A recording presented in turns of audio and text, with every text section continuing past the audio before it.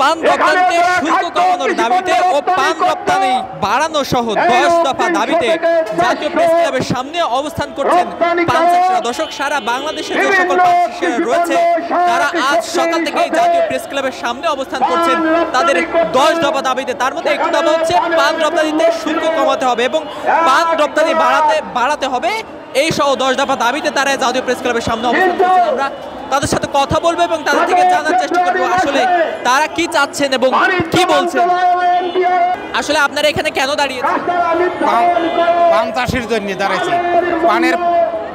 পানের পক্ষে দিয়ে আমরা অনেক সমস্যায় আছি, তাই সরকারের কাছে দাবি পেশ করি যে পান চাষির পক্ষে জানি সে সহযোগিতা করে, এই কামনাই করি। পান চাষিরা অনেক দুর্ভিক্ষের মধ্যে তারাই আছে। আমরা বরিশাল উজিরপুর থেকে আসছি।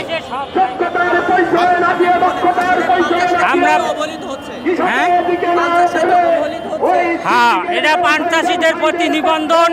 আমার দাবিকে আমরা এই দুর্ভিক্ষে অনেক মা বোন নিয়ে খুব কষ্টে অসহায় আছি। এমনকি পান চাষির জন্য আমরা অনেক মানুষ জীবন নিয়ে বিপন্নে আছে, আত্মহত্যা সমর্পণ করেছে।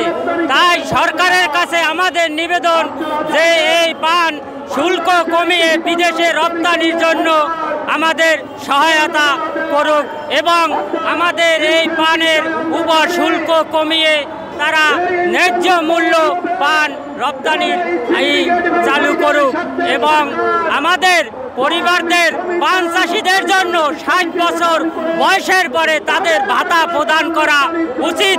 এটা সরকারের কাছে আমাদের বিনীত নিবেদন। পান চাষের পানের ন্যায্য মূল্য পাচ্ছে না, পানের দাম খুব কম। পান চাষ করে এখন পান চাষিরা পথে বসছে, অনেক গরিব হয়েছে, অনাহারে থাকে, না খাইয়ে থাকে। তারা ঠিক মতো 3 বেলা খাবার খাইতে পারতেছে না, পানের দাম খুব কম।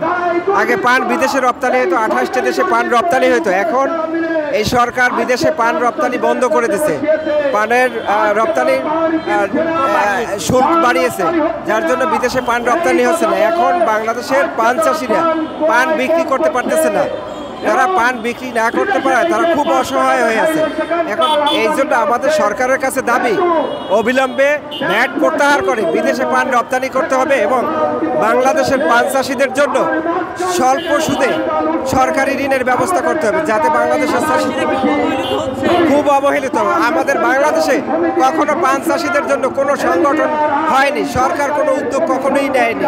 আর বাংলাদেশের পান চাষিরা সব সময় অবহেলিত, তারা কোনো সুবিধা সরকারের কাছ থেকে পায় না।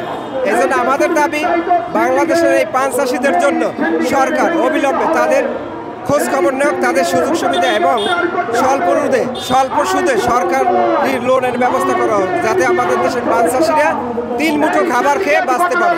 এই আমাদের দাবি, আমাদের পান চাষিদের দাবি। দর্শক দেখছেন, সারা বাংলাদেশ থেকে আসা পান চাষিরা বলছেন যে তারা কিন্তু পানের ন্যায্য মূল্য পাচ্ছে না এবং পান চাষ করে তারা বছরের পর বছর তারা কিন্তু লোকসানের সম্মুখীন হচ্ছেন। যার কাছে দাবি জানাচ্ছেন যে পান চাষে রপ্তানি বাড়িয়ে তাদেরকে আয়ের সুযোগ করে দিতে।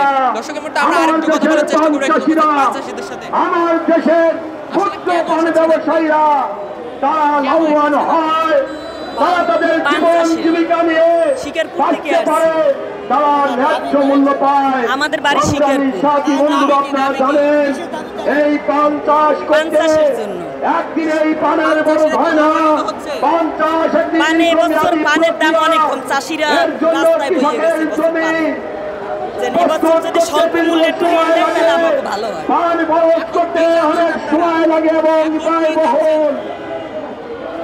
আবার সরকার আমরা স্বল্প মূল্যের ঋণ চাচ্ছি যাতে আমরা পান চাষটা ভালোভাবে করতে পারি। আলাদাভাবে নির্ধারণ করে দর্শক দেখছেন যে সারা বাংলাদেশে দেশ থেকে আসা পান চাষিরা এই যে পান চাষিরা যে পান চাষ করে তারা কিন্তু স্বাবলম্বী হতে পারছে না এবং তারা কিন্তু বছরের পর বছর লোকসানের সম্মুখীন হচ্ছে। যারই পরিপ্রেক্ষিতে 10 দফা দাবি নিয়ে তারা মূলত জাতীয় প্রেস ক্লাবের সামনে অবস্থান করছেন। পরিশোধ করতে পারছে না, ঋণের কিস্তি বাড়ছে, সুদের কিস্তি পাচ্ছে, এনজিওরা কোনো কথা শোনে না। আমাদের প্রধান উপদেষ্টা সহ অধিকাংশ উপদেষ্টা